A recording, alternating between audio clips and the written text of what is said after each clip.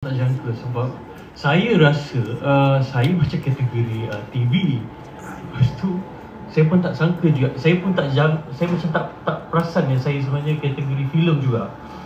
Dan lepas tu yalah, kita tak tahu siapa top 5 untuk MVP malam ni. Kita tak tahu siapa top 5. So it could be anyone, it could be anybody. So tiba-tiba nama saya top 5 tu, saya macam okey, terkejut lah. Dan lepas tu, yalah, tengok macam ramai lagi kawan-kawan artis kan, macam Syafiqah, semua kawan-kawan saya yang lagi banyak filem daripada saya, yang mereka ni semua pelakon-pelakon hebat. Tiba-tiba nama saya diumumkan, macam saya cakap tadi lah, first is rezeki, dan kedua adalah disebabkan undian peminat. Alhamdulillah.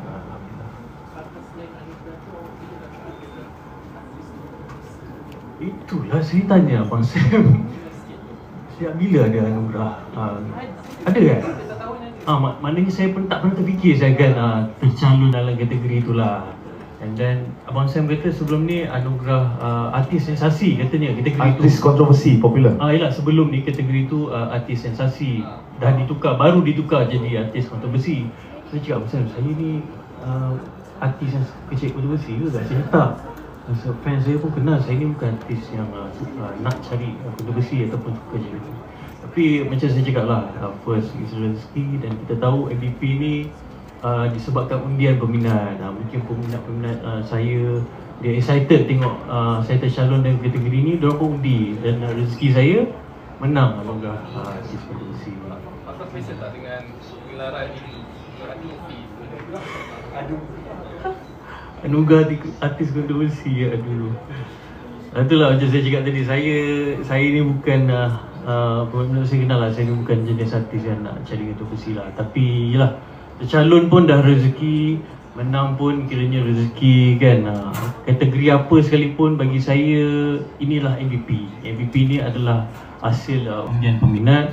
Dan sebenarnya tak kisah apa saja anugerah dalam kategori apa sekalipun, tapi kita sebagai artis, kita sebagai artis kena nampak yang anugerah ni adalah pembakar semangat lah untuk kita meneruskan usaha kita dalam industri seni ni. Dan kita anggap semua yang tercalon, semua yang baik-baik, dan saya pun doakan baik-baik untuk semua rakan-rakan artis yang tercalon.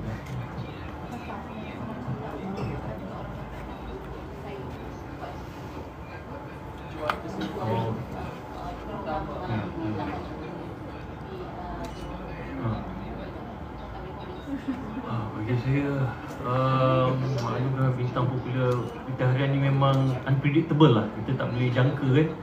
Sebab kita tahu fans kita mengundi, tapi kita tak tahu fans orang lain macam mana. Jadi memang saya nampak pun yang top 5 tu semua fans orang hebat-hebat kan. Ernie dan yang lain-lain lah. Bagi saya, malam ni adalah rezeki Ernie, rezeki peminat-peminat Ernie. Jadi saya pun tempat gembira sebagai rakan-rakan industri kita rasa berbangga lah, sebab yalah, rakan-rakan industri, kawan-kawan juga yang berjaya. Ini pun sebelum ni dengan Syamil, diorang pun polis dengan kita orang, saya dengan Mira dulu macam support kacau-kacau kita orang kat TikTok lah apa dan sebagainya. Tapi hari ni kita nampak kawan-kawan kita juga yang berjaya menang anugerah, kita pun tumpang bangga lah. Ada. Setahu saya memanglah bila peminat saya dan Mira ni bersama kan, mereka bergabung, mereka mengundi bersama, itu yang kami tahu. Dan Alhamdulillah, rasanya saya menang malam ni pun disebabkan gabungan peminat saya dan Mira juga lah yang mengundi. Okay, thank you semua rakan-rakan media, support, thank you so much. Tahniah sekali lagi Cak Wafat Amin bagi aktor filem popular.